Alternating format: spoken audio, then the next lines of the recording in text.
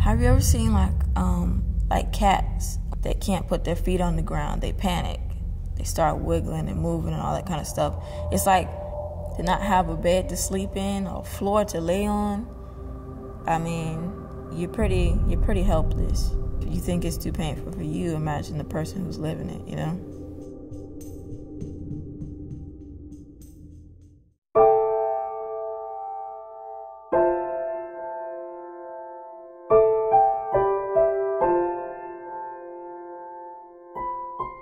My whole senior year, I was homeless, so nobody never knew. I was homeless for about 4 to 5 years. I didn't have anything to do, anywhere to go. I was sleeping in abandoned apartments. I didn't want to tell nobody. I was just living day by day.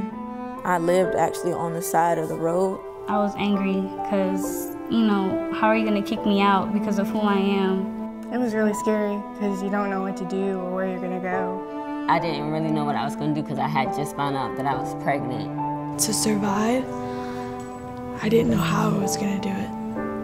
Just walked around and lugged my suitcases and sat down where I could. I found myself alone. Are you going to live the next day, or you're going to be here, or you're going to be there?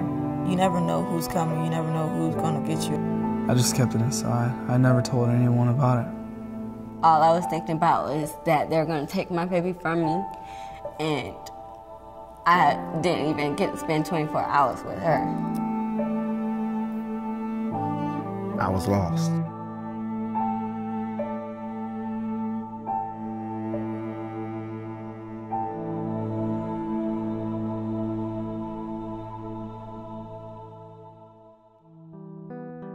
Me and my dad don't really get along that well. My dad abused my mom. He abused me, my brothers and sisters. Out of 6 of us, 5 of us ran away continuously. And you'd think people would say, well, there's something wrong with that. There's something wrong with 5 kids running away continuously. I think the time where I really just I didn't feel like fighting anymore was when he took me out of school. I felt that was very low. School's like my family, and he knew that. And to me, he just took it away just because he could. I ain't gonna lie, I was hurt about that because I love school, but that was the time where I'm just like, nah, I can't do this no more. I'm not gonna fight you anymore. You can have the house, you can do what you want to. I'm just gonna go ahead and go. As a baby, I was taken away from my mom. When I was 4, I was adopted by my grandparents. The grandpa, he was an alcoholic. We couldn't go outside at night because, my grandma would be afraid that he would shoot us. So we had to stay inside. He would hit us and throw things at us. So we had to avoid him. My grandparents were still old. They really couldn't take care of a kid. So I went to live with their daughter, who already had 7 kids. So I would always skip school and not really pay attention in class. Eventually dropped out. I did what I did then because I wouldn't think later on, because I didn't think there was a later on. There's 8 kids in the house. It's not like everyone's going to go to college or be somebody. My first time I was kicked out, I was 17, but being 17, I really didn't know what to do. I wasn't going to school or getting a job. I pretty much was just basing every day on where I was going to go next, where I was going to sleep. My mom and dad they were kind of always fighting, so I lived in kind of a hostile household. I had a girlfriend that I had been hiding from my parents for 3 years. My sister knew about it, and I had thought I could trust her, and I talked to her about it, but she told my mom a couple of days before my graduation. I felt like I had to hide it because my mom wasn't approve of it. She said that gays go to hell and God didn't like us. She would tell me, I will love you no matter how you are and who you date. But then when I would talk to her about it, she would be like, no, but you can't do that. You can't be gay. It's not allowed. It's not in the Bible. My mom kicked me out of the house and told me I wasn't allowed to come back and to give her the keys. So then I just left. I was angry because, how are you going to kick me out because of who I am? You told me you would love me no matter what and no matter who I was. I tried everything in my power to make you proud of me, and for her to kick me out for something like that, it hurt and I was angry. I didn't really want to do anything with my mom or my family at all at the time. Growing up, I didn't really have a family. I was either in foster care or my mom was never around. Living with my father and his girlfriend's parents, his girlfriend's son was always right and we were always wrong. So we would get blocked in a corner and get glass cups thrown at us. I was sat on until I couldn't breathe. Living with my dad kicked me out, threw my stuff in the front yard, told me he wanted nothing to do with me and to never contact him again. And my mom was there, took us back. Then she got on drugs. She used to just always hit me. The last incident, she choked me. It was just like going from house to house. Living with some bad people. Well, I left my mom's house when I was 17. I went to school, I got a job, a part-time job. I worked and I saved my money. But when it was time for me to go back home when I graduated, I kind of realized then that it would be best for me to do it on my own versus to go back to what I'm used to. It was winter time and I didn't really know what else to do, so I went to a friend's house. And then I went to my aunt's house and that didn't work out. So I just made a decision. I was tired of jumping around. I stayed in the shelter in Connecticut for 6 months. And after that, I got a little apartment, but that didn't work out. So I decided to try something different. It was too cold. The winters are brutal. So I decided to pick Florida because the company that I worked for had branches here. So I thought if I got a transfer position and I came down here, then everything would work out. My father was an alcoholic. I remember one time I came in from outside and he picks me up by the throat and holds a knife to my neck. I didn't know what I did wrong. I was probably about 5 or 6 when that happened. I dropped out of school in the 9th grade because my mom passed away. She had been battling with dialysis. She was putting on a good fight. And just when we thought everything would be perfect again, or we thought she was doing good, something would happen. At the moment where I felt like it wasn't going to get any better, is when it hit me, and it hit me hard.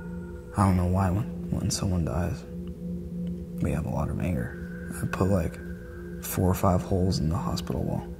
At the time I felt like I was mad because I was losing my best friend.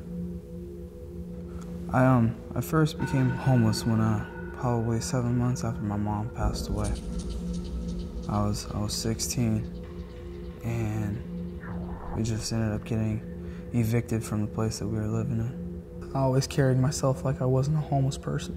I never looked like I was homeless. I always did my best to keep well groomed. I didn't want anybody to know. I grew up with 3 different families. I was in 2 different foster homes and I was in a replacement home. Both of my parents are in prison. My dad's been in prison before my mom, but I can only remember my mom being in there ever since I was 8. I couldn't write her because the lady that I stayed with didn't get along with her, and I hated the fact that I was getting abused there, and I hated the fact that she took me out of a foster home that I liked just to take me through hell, just because of the fact that she didn't like my parents. It was my junior year when I got kicked out, and I was doing cheerleading and I was doing football and stuff, and my whole senior year I was homeless, so nobody never knew. The bad thing about it, I was staying at everybody's house and no one knew I was still out. They still didn't know I was homeless. I didn't really know what I was gonna do because I had just found out that I was pregnant. My dad's always been strict. Me and my brother both used to get slapped just for laughing. It was that serious. I never got in trouble at home. I was a perfect kid at home because I was fearful of the extension cord and the 2x4s. There's no playtime at home, so when I got to school, it was like, hey, Dad's not here. Everything you can think of that a kid does bad in school, I did. I ran away from home, and it started off as breaking in cars and getting money and change or whatever valuables we could find, and stealing from stores and selling stuff. And after that, I just went on a breaking spree and just After that point, I felt like I was an adult and I felt like I was self-sufficient. I found my escape in breaking the houses. And it was like, I don't need anybody else. So that's why I did it. And my mom and dad, they really didn't have the best relationship as far as getting along and, you know, the I love yous and goodbyes and hugs. We didn't have that. I wasn't the type of person to be able to come home and talk to my mom and dad. Me and my mom didn't get along very well. She was a very mentally kind of confusing person that I didn't understand. And my dad, he was more of a quiet kind of person, and when he got upset, it was just, he would just lash out. I didn't understand it. I remember I had a pretty bad black eye. I had my eye split open, my arm broken. I feel like the physical abuse hurt physically, but I think that the mental and the emotional abuse hurt my heart, and it hurt so much worse because it was harder for me to think or grasp a concept, to be able to figure out how to make it through life with all that going on. I couldn't focus. I didn't know how to. At that point, one day when I had went into school, one of my teachers finally kind of came in the situation, and she had to tell the principal, and they ended up coming and doing reports, and I ended up in foster care. There was nobody in the foster system that loves you or that you can trust. There's nobody really to get even advice from about life, everyday life, how to survive or how to make it, or the right things to do or not to do. Being in the system, it wasn't helping me just at all, whether it was emotionally or mentally, just trying to figure things out. There was nothing there to guide me in the right direction to a normal life. There was one time where I lived actually on the side of the road, where I stayed there for like 1 or 2 nights. And I stayed there and I slept there for about 2 nights, and the mosquitoes was biting me, and I was just like, you know, I had to stay up all night, because you never know, you know what I'm saying? You never know who's coming, you never know who's gonna get you or whatever. So a lot of guys, older guys, pervert looking dudes, would come and pick me up. They'll give me money, give me food, because I didn't have any money, I didn't have any food, and it was like 100 and something degrees outside. When really they only have, you know, one agenda. But at the time, if you don't have nothing else, you go with what you have. So I stayed with a lot of older guys. I would watch the kids, I would cook, I would clean. They would buy me, you know, drugs, weed, they buy me alcohol. All of them wanted me to sleep with them. Basically, it's just give them what they want and you can stay there. With that family, I felt a lot of abandonment. It didn't really feel like they loved me or I meant anything to them, because they kept kicking me out or passing me on. Well, I stayed at the park. I slept on benches. That's not comfortable. It's cold, there were mosquitoes. It was really scary because you don't know what to do or where you're gonna go. A lot of things run through your head. I didn't like it, so I just started seeking out old friends. And then I was just couch surfing to have a place to stay. I wasn't going to school or getting a job. I pretty much was just basing every day on where I was gonna go next, where I was gonna sleep. Like, if you know, are you gonna live the next day, or you're gonna be here, or you're gonna be there? I didn't really want to do anything with my mom or my family at all at the time. At first I went to my best friend's house, but then I guess my mom got to her mom, and my mom told her that I was gay and that I was with a girlfriend. And then her mom was like, I can't have you in my house if you're gay.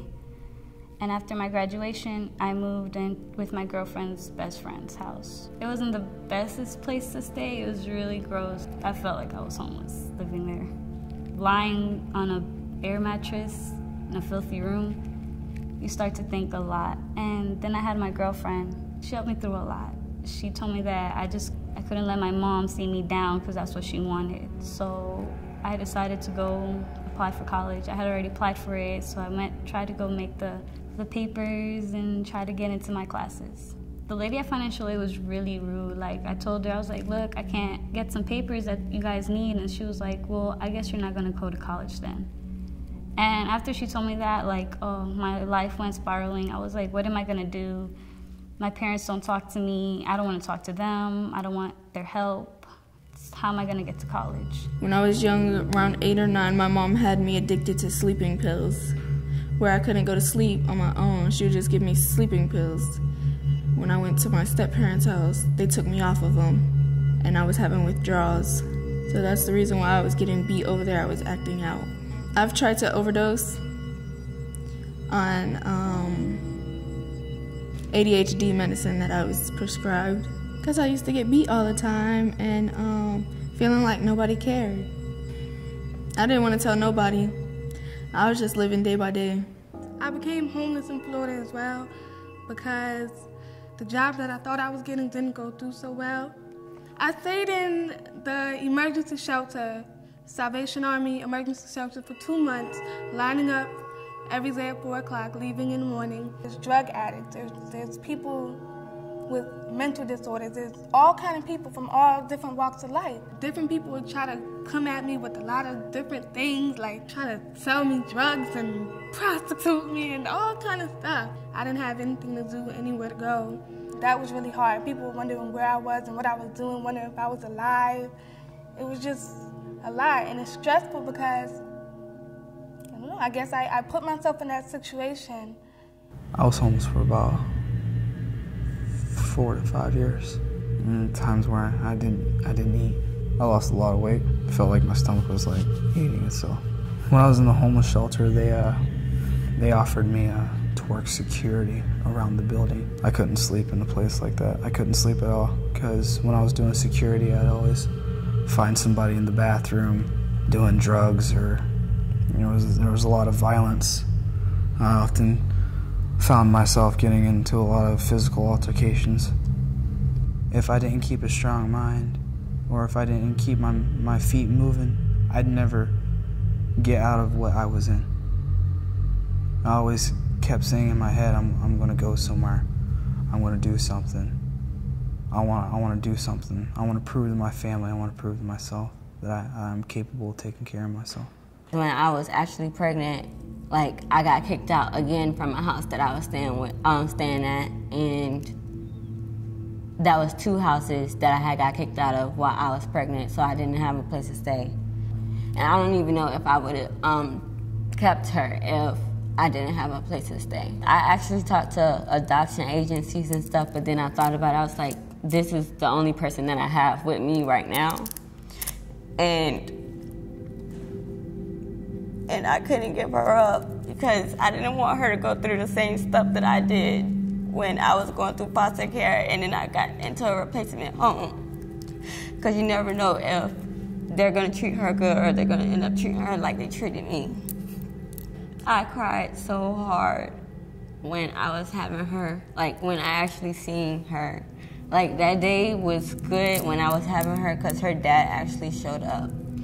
And everybody was in the room and they were like helping me push her out and stuff, and then everything went downhill. Her dad decided he wanted to put his hands on me again while I was in the hospital right after I had her. All I was thinking about was that they're gonna take my baby from me, and I didn't even get to spend 24 hours with her. I didn't care anymore. I didn't care if I get caught, because I've been to jail so many, the Jack Center so many times through 21 days. It was like, oh, going to the Jack, 21 days I'll be out. And then I couldn't get out of the cycle because I'm so used to doing what I want. When my parents or my grandmother or a teacher or anything tell me, you have to do something, I would just leave. And I would leave everything behind, and I would feel like, now I have to go back to stealing again. We pawned a lot of items before, but it never got us in trouble. But I guess we pawned the wrong person's stuff, and they arrested me and brought me in and showed me the pictures of the stuff that I pawned and admitted to doing the burglary. And that's how I got my first burglary charge. And that's when things took off. That's when I started doing more stuff, robberies, stealing cars, burglaries. It was none of the petty stuff anymore. Went in front of the judge and with 12 charges, and he was like, I can give you 60 years. I really didn't think I was gonna get out. I felt that nobody had any faith in me. And at that point, I think I was at my rock bottom. And I went back in the cell and I'm thinking, my life is over. And all I did was steal cars and burglarize. And there's nothing you can really do. It breaks you down to being in there. I'm this kid that's going around just doing all this stupid stuff. And I'm in there with people who murder people. You just look forward to your next meal, and you're just so ready to get out, but I didn't even have a release date, so I think that's when I changed. Recently, I was in an auto accident, a pretty bad one. My car flipped about 4 or 5 times. I was found 50 feet from the car, and I was left in a coma for about 5 weeks. There was no one who was able to come see me or visit me in the hospital, because since I was in foster care, I guess my real parents had signed some paperwork saying that since I had a head injury, that no one was allowed to come see me. When I had woken up from the situation, there was so much going on. I didn't even know who they were when I woke up, and I was very uncomfortable. I didn't know. I knew I was in the hospital. The doctor told me what had happened. It was figuring out how to get back to life. At that point, it was scary because my mind couldn't think to figure all that out because I had the head injury along with it. So to survive, I didn't know how I was going to do it. Just being homeless in general, you don't want to tell your friends, and you don't even want your family to know. I really didn't want anybody to know. I just wanted to be a normal high school kid and live that life somehow and pass and get good grades and maybe one day go to the homecoming and just do things that the kids do in high school. I was upset because nobody knew, but at the same time, I did not want anybody to know. The fact that we're young, we don't know much. We don't know how to speak out. I guess it's just too many homeless people to really acknowledge the fact that you have homeless teens too. I did not trust adults whatsoever, at all. Didn't trust any government, any CPI, HKI. I didn't trust that because I felt like they failed me a lot. It felt like if I tried telling somebody my story, or if I tried telling them about my situation, they wouldn't hear me, or they wouldn't comprehend the fact that this kid right here, he's going through some stuff. I want to be nice and say that they're too busy, caught up in their work and their life, that I don't know, they don't see us. If I didn't have to hold it back, I'd say they don't care.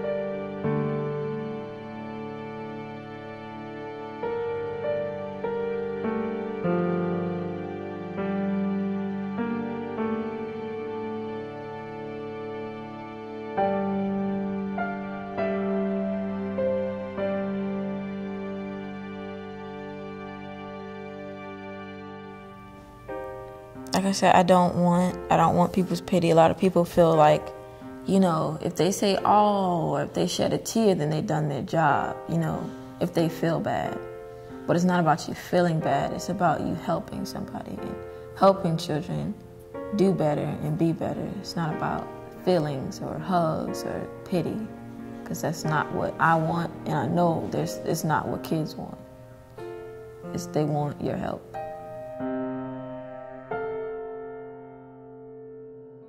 Like I said, I never really finished high school, so I never really thought much about my future or where I was going. I didn't think I had that chance. But now that I have a nice place to live and I'm finishing my GED, I have time to think now that what I would want to do.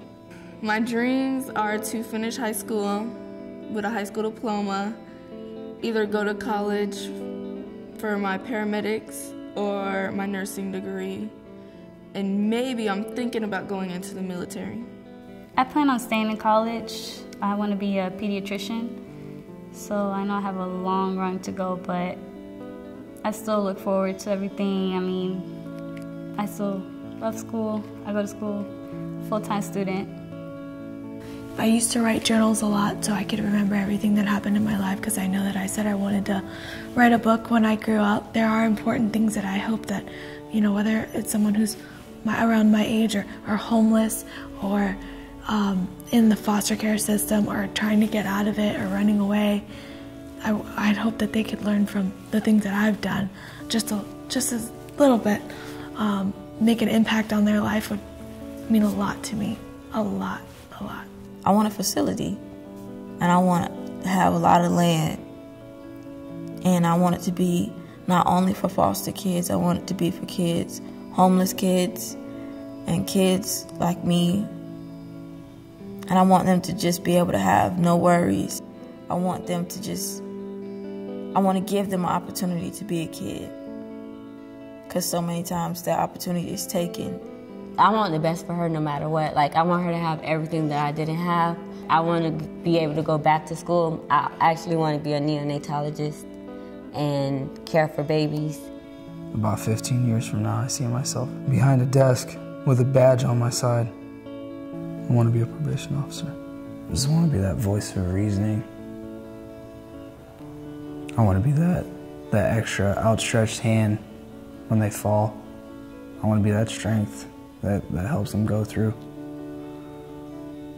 I just want to be there. I want to be a good father and a good husband.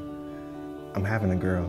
I don't want her to ever feel like she's a burden. I don't ever want her to worry about getting hit for laughing. I want her to grow up in a two-parent home. I look at stuff like that 10 years from now. I want to be able to provide for her, and that's why I need to have this record cleared up.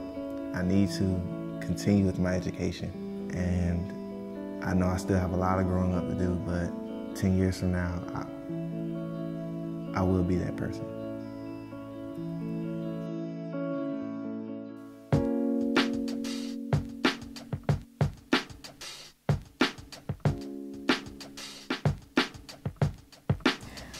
If you want to run away, don't do it.